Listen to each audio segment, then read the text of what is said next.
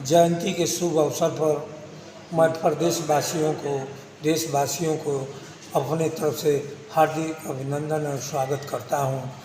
और भारतीय जननायक पार्टी के राष्ट्रीय अध्यक्ष माननीय भारत गौरव संतोष यादव जी के तरफ से और मैं अपने तरफ से पूरे भारतीय जननायक पार्टी के कार्यकर्ताओं की तरफ से मैं जन्मदिन पर पुष्प अर्पित करते हुए अभिनंदन वंदन करता हूं।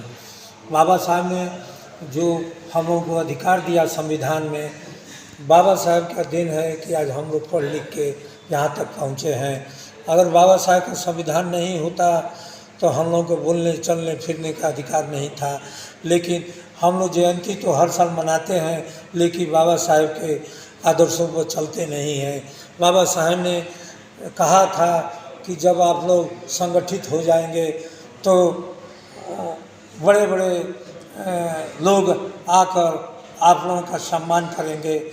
और हम लोग जब भी वो बाबा साहब ने एक अधिकार संविधान के तहत दिया कि आप लोग वोट देंगे और राजा बनाएंगे, और राजा के कोख का बाबा साहब ने ऑपरेशन कर दिया कि कोई राजा नहीं रहेगा, जनता जिसको वोट देगी वही राजा बनेगा। तो बाबा साहब के दिए हुए रास्ते पर हम लोग चल के और दलित बैकवर्ड आज संकल्प ले कि हम लोग एक होकर वोट एक जगह देंगे, अल्पसंख्यक बाबा साहब के बताए हुए कदमों पर रास्ता पर चलने का काम करेंगे।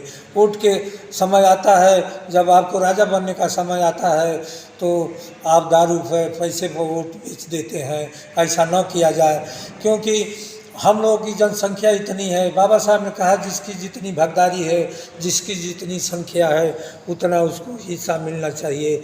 लेकिन हम लोग कई जगह छिटा गए हैं, कई पार्टियां बना लिए हैं। बैकवर्ड दलित के नेताओं में दोष है।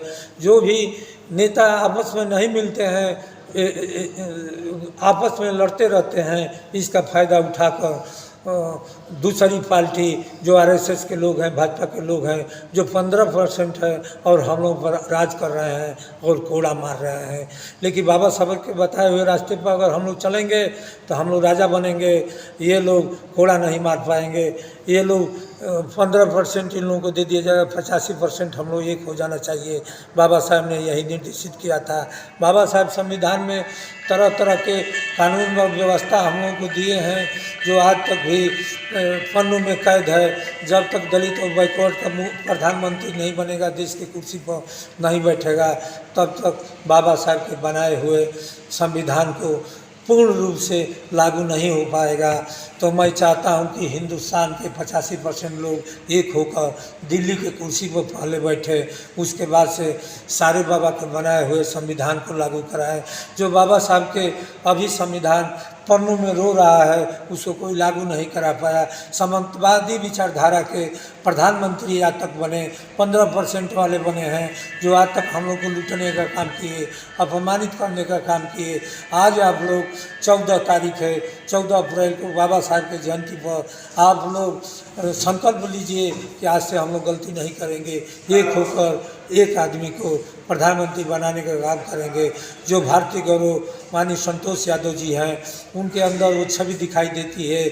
जो बाबा साहब के आदर्शों पर चलते हैं, उन्हीं को आप लोग सारे लोग मिलकर भारतीय जननायक पार्टी के साथ 85% लगकर और आगे बढ़ाने का काम करिए। आप लोगों को सम्मान देने का काम करेंगे। माननीय संतोष यादव और भारतीय जननायक पार्टी जो आरटीपी लेके आ रहे हैं, आज बाबा साहब की जयंती है। मैं आज आप लोगों से निवेदन करता हूं कि आप लोग बटे रहेंगे, इसी तरह से पीटे जाएंगे, आप लोगों को न्याय नहीं मिलेगा और तमाम परेशानियां उठानी पड़ेगी। आप लोग राजा बन जाएंगे तो बैठकर बांट लेंगे और IAS IPS बनाने का काम करेंगे। यूनिवर्सिटी में देख रहे हैं कि IAS भी जिन्हें पढ़े लिखे लोगों को बना दिया जा रहा है। ये ज़माना है, आपका व्यवस्था दूसरा राज भोग रहा है। एकता जब तक नहीं बनाएंगे, बाबा साहब के आदर्शों पर नहीं चलेंगे, तो आप लोगों को परेशानियाँ उठानी पड़ेगी। जय भीम, जय भारत, जय भारतीय।